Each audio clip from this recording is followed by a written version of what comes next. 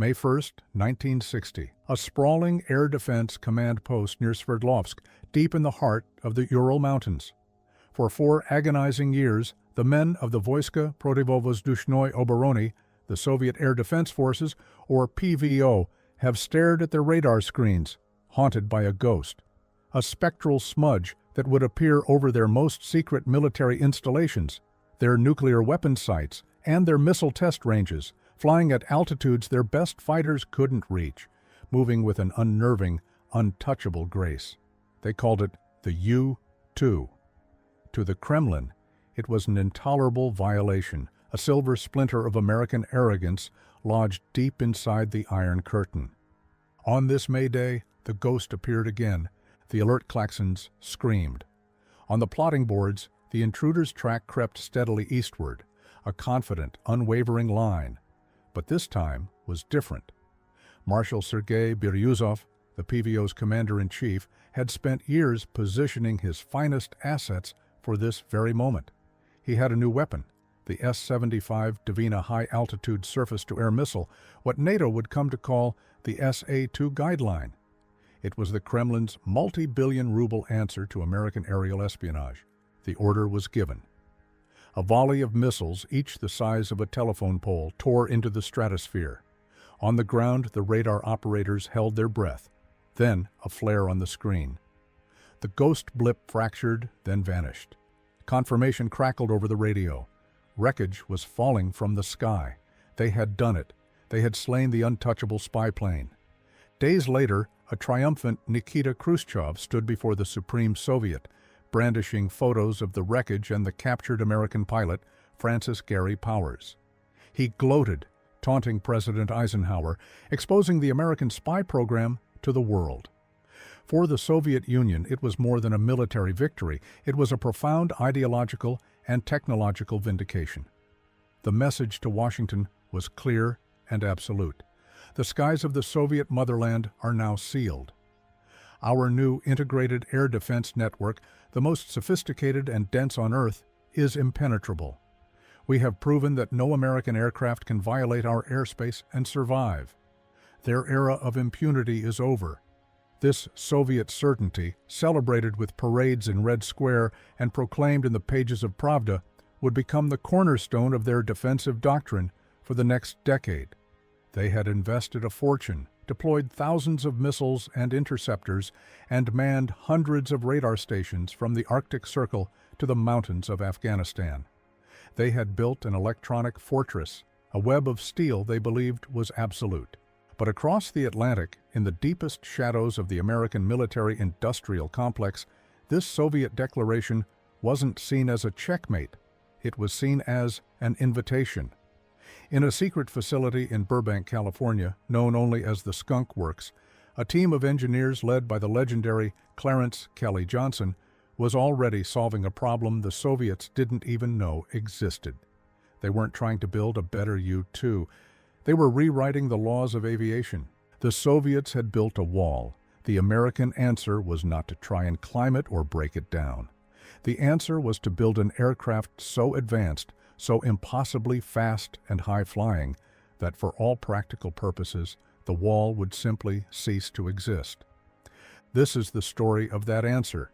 It is the story of a machine forged from titanium in secrecy and fire, an aircraft that would become a specter haunting the very men who had just celebrated their greatest triumph. The Soviets believed they had made their skies invincible.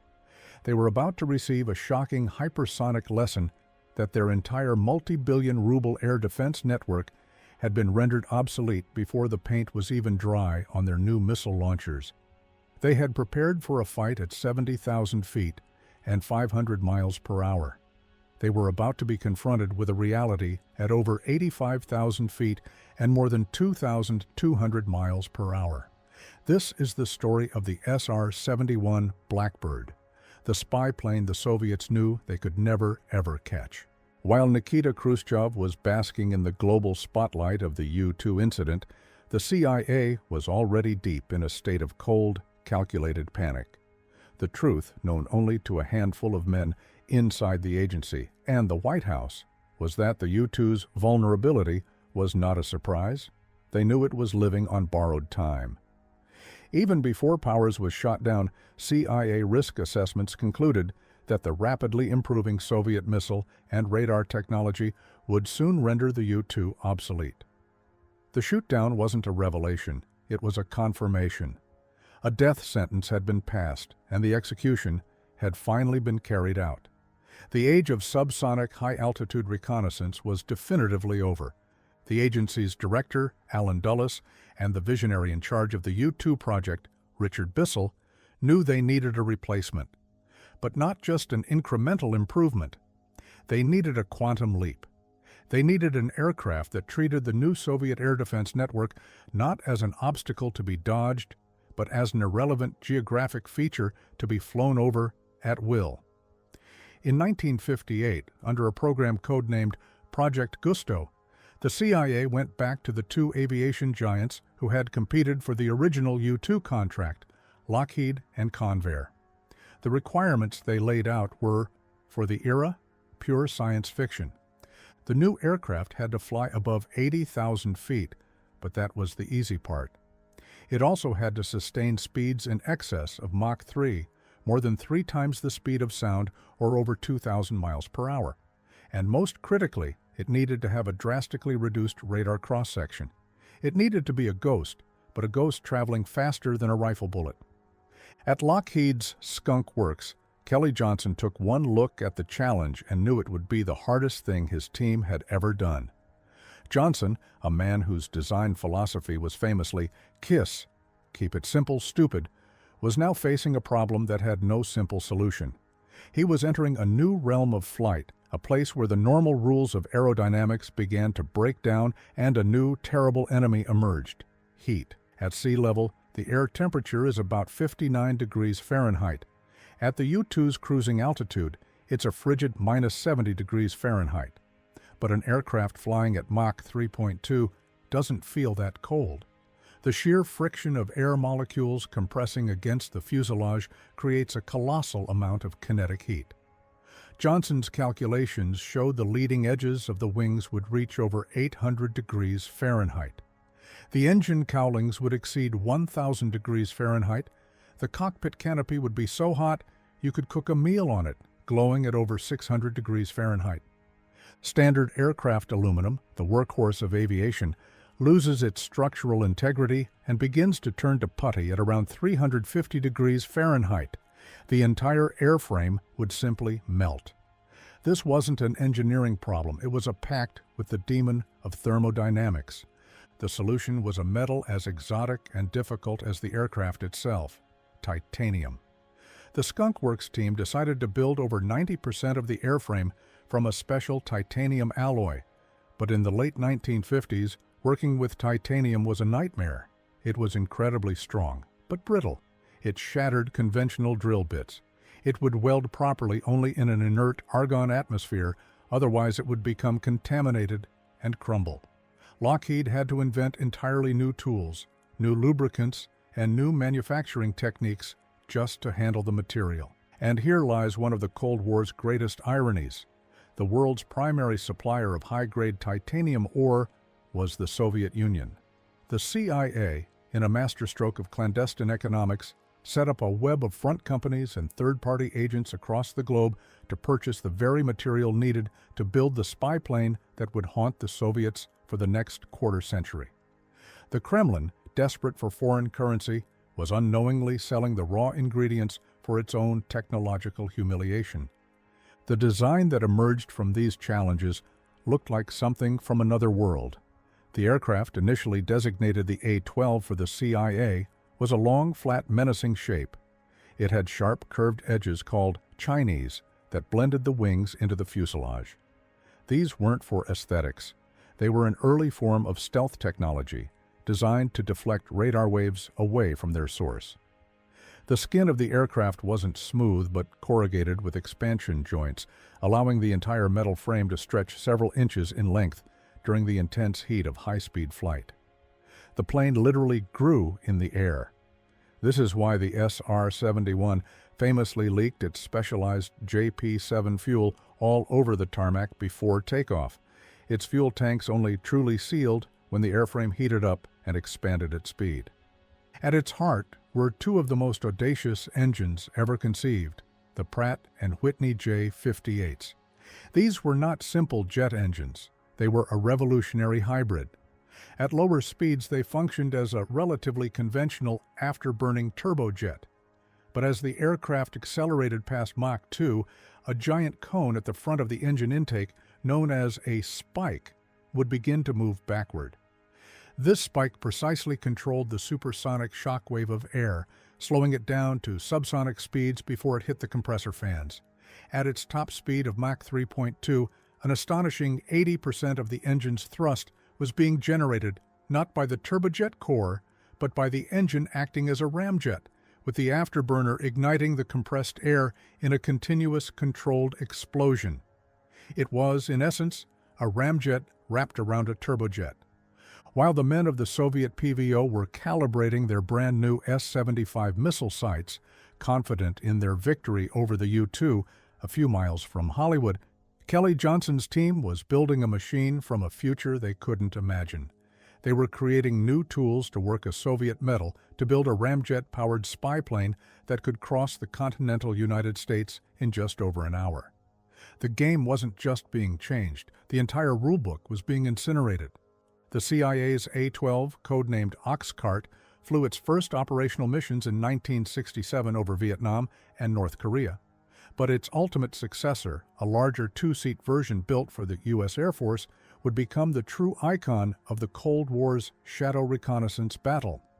It was designated the SR-71 for strategic reconnaissance, and it was nicknamed simply the Blackbird. When it began flying its operational sorties from bases in California, the United Kingdom, and Okinawa, Japan, the Soviets began to see a new kind of ghost on their radar screens. This one was different. This one was impossibly, terrifyingly fast. Let's pause and attempt to comprehend the sheer performance gap the Blackbird created. The numbers are so extreme they border on the abstract. Its official unclassified top speed was in excess of Mach 3.2. Pilots, however, have hinted at pushing it much faster. That's more than 2,200 miles per hour, or roughly 3,200 feet per second. It was, quite literally, faster than a speeding bullet from a high-powered rifle. A pilot leaving the east coast of the United States could be over Los Angeles in 67 minutes. Its operational ceiling was above 85,000 feet, over 16 miles high. From that altitude, pilots weren't just looking down on the weather, they were on the edge of space. They could clearly see the curvature of the Earth, the thin blue line of the atmosphere below them, and the deep, star-dusted black of space above them. They flew so high, they required full pressure suits identical to those worn by astronauts on the space shuttle. From this perch, the Blackbird's reconnaissance systems could perform miracles. Its optical bar cameras could photograph a 60-mile wide swath of territory, capturing over 100,000 square miles of the Earth's surface in a single hour. The resolution was so astonishing that analysts on the ground could, according to legend, identify an object the size of a golf ball on a green. Its side-looking airborne radar could map terrain through thick cloud cover, and its electronic intelligence sensors could hoover up signals, tracking the location and type of every Soviet radar and communications array it flew over. When the Blackbird began its operational runs along the periphery of the Soviet Union, over the Barents Sea, the Baltic, and the Pacific coast, the PVO's moment of triumph from 1960 curdled into a decade of pure frustration. Their impenetrable fortress had a gaping hole in its roof. Initially, they reacted as they had with the U-2. Alarms would scream. MiG-21s and Sukhoi Su-15 would scramble, their pilots ordered to intercept the intruder. But it was a fool's errand. The Blackbird flew higher than their maximum altitude and faster than their maximum speed. The Kremlin's best hope was a new interceptor, an aircraft born from paranoia and rumors of American high-speed bombers, the Mikoyan Gurevich MiG-25 Foxbat. On paper, it was a beast. Built of steel and powered by two colossal Tumansky engines, it was the fastest fighter jet in the world. but it was a brute force instrument designed for a single suicidal mission, a zoom climb to shoot down a high-altitude target. A Foxbat pilot would ignite his afterburners, point his nose at the sky, and rocket upwards. But even the mighty Foxbat was no match. Soviet pilots would later describe the experience with a sense of awe and futility. They would claw their way up to 70,000 feet, their engines overheating and on the verge of destruction, only to see the SR-71 as a tiny black speck, still 10 to 15,000 feet above them and pulling away with contemptuous ease. The interceptors couldn't get close, so they turned to their trusted missiles. The PVO command threw everything they had at the Blackbird. Over its entire operational history, it's estimated that over 4,000 missiles were fired at the SR-71 and its A-12 predecessor. Not a single one ever hit. The reason was simple physics. The Blackbird's onboard defensive electronic countermeasures suite was designed to jam the guidance radars of the Soviet SA-2 missiles. But often, the pilots didn't even need it. The missile, climbing from sea level, had to fight gravity and increasingly thin air. By the time it reached 80,000 feet, it was sluggish and had burned most of its fuel, struggling to maneuver. The Blackbird, already at speed in the thin upper atmosphere, was a stable, hypersonic platform. SR-71 pilot Major Brian Schule famously described the standard procedure upon detecting a missile launch. In a sense, we were part of their mission planning. We knew where their SAM sites were, and they knew our flight path. We would fly a straight line, and they would calculate the lead they needed to fire. I'd see the launch, and the RSO, Reconnaissance Systems Officer, in the back seat would say, "We have a confirmed launch, 1:40 to impact." And I would just push the throttles up. The standard evasive maneuver for the SR-71 was simply to accelerate. Imagine the scene in the Soviet command bunker. A confirmed target, locked and fired upon, the missile tracks perfectly. Then, on their screens, they watch as the target simply speeds up. It outruns their fastest weapon. The calculated intercept point becomes a memory as the Blackbird slides effortlessly out of the missile's engagement envelope. The missile detonates harmlessly in empty sky, miles behind its intended target. This scene was repeated year after year, reducing the world's most feared air defense network to an impotent spectator. The impact of the SR-71 on the Soviet Union cannot be measured simply in photographs taken or signals intercepted. Its true power was psychological. It became a constant, nagging reminder of a technological gap they could not close. It was a phantom that haunted the highest levels of the Kremlin and the Politburo, sowing seeds of paranoia and forcing a massive, ruinously expensive allocation of resources into a defense that was demonstrably useless against the one threat it was designed to stop. For every single SR-71 in the American fleet, a total of only 32 were ever built, the Soviet Union had to maintain hundreds of radar installations, thousands of surface-to-air missiles, and entire squadrons of their most advanced interceptors on permanent hair-trigger alert. It was a staggering expenditure of manpower and money. Think of the cost, the fuel, the maintenance, the personnel, all dedicated to stopping a target they knew they couldn't touch. The Blackbird wasn't just a reconnaissance platform. It was an instrument of economic warfare, silently bleeding the Soviet military budget, dry with every sortie. The true nature of this psychological defeat, however, wasn't fully understood in the West until September 6, 1976. On that day, a Soviet PVO pilot named Viktor Belenko, disgusted with the corruption and stagnation of the Soviet system, did the unthinkable. He flew his MiG-25 Foxbat, the crown jewel of Soviet air defense, to Hakodate, Japan, and defected. When he was debriefed by American intelligence officers, he provided a stunning insider's view of the Soviet military's obsession with and terror of the SR-71. Belenko described what would happen when an SR-71 was detected on its way towards Soviet airspace. He said the alert would bypass local command and flash directly to the highest levels in Moscow. The entire air defense network from the Kola Peninsula to Vladivostok would go to maximum readiness. It was, he said, as if the system was having a nationwide seizure. He and his fellow pilots would be scrambled, knowing full well the mission was a pantomime of defense, not a genuine intercept. He told his debriefers, and I quote from the declassified records, American reconnaissance aircraft, especially the SR-71, were a great headache for our air defense. They flew at very high altitudes and speeds, and our interceptors could not reach them. The SR-71 was something of a mythical beast for us. We called it the Zhar Ptitsa, the Firebird. He explained the official protocol for a MiG-25 pilot attempting to engage a Blackbird.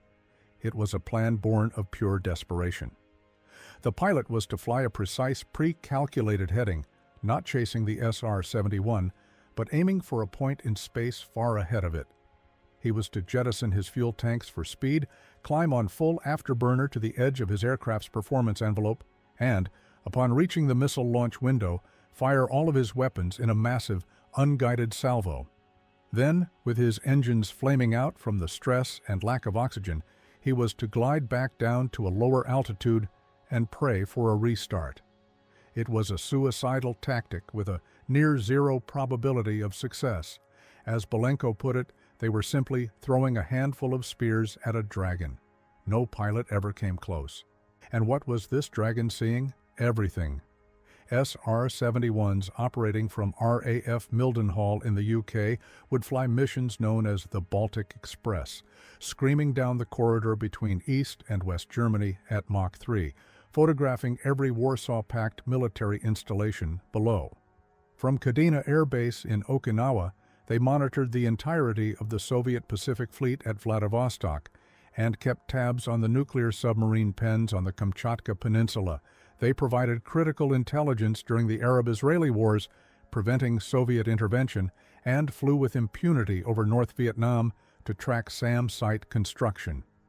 During the Sino-Soviet border clashes of the late 1960s, the Blackbird was America's only reliable source of intelligence on the massive buildup of Soviet ground forces in the Far East.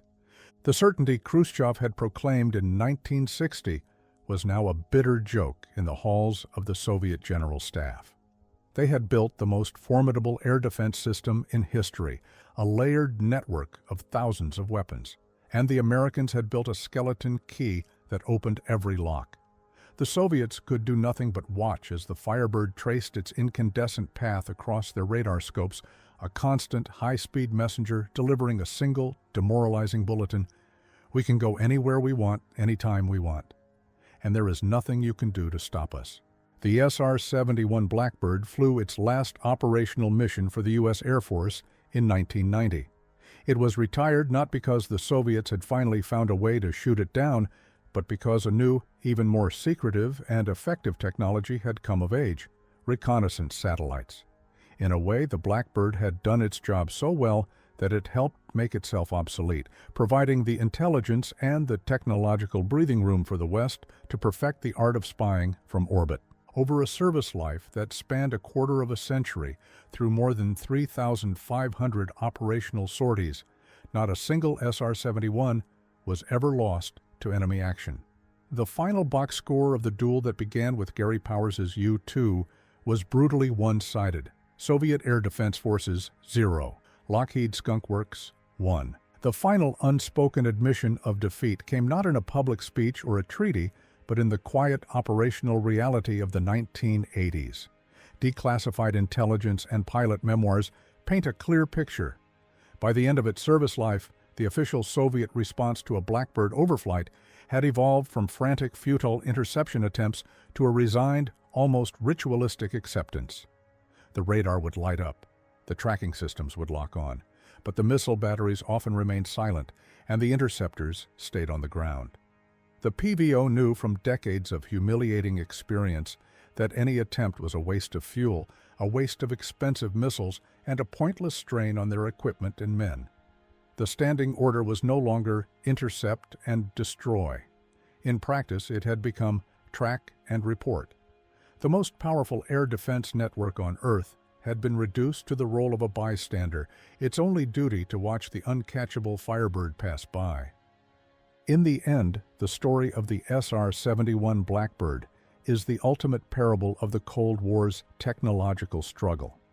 The Soviet Union, a system built on centralized control and brute force, responded to a threat by building a bigger wall. They threw immense resources, the output of an entire superpower, into creating a dense, layered, and powerful defense. It was a monumental achievement of industrial might, but it was a solution rooted in the past. In a cluttered workshop in California, a small team of engineers, empowered by a system that valued innovation and tolerated risk, didn't build a better ladder. They ignored the wall entirely. They built something that could fly over it at a speed and altitude that bordered on the surreal. They answered a question of force with an answer of pure, unadulterated genius. The Blackbird was a triumph of ingenuity over ideology, a testament to a system that allowed a handful of brilliant minds to pursue an impossible problem until they had solved it. The Soviet certainty of May 1, 1960, the day they shot down the U-2 and declared their skies sealed forever, crumbled into dust over the next 2 decades. It was blown away by the sonic boom of a machine they could track, could target, but could never, ever touch. The SR-71 never fired a shot in anger, yet it was one of the most decisive weapons of the Cold War. It won its battles not with bombs or missiles, but with the deafening roar of its passage through the stratosphere, a sound that, to the men in the Kremlin, was the undeniable, unreachable, and absolute sound of defeat.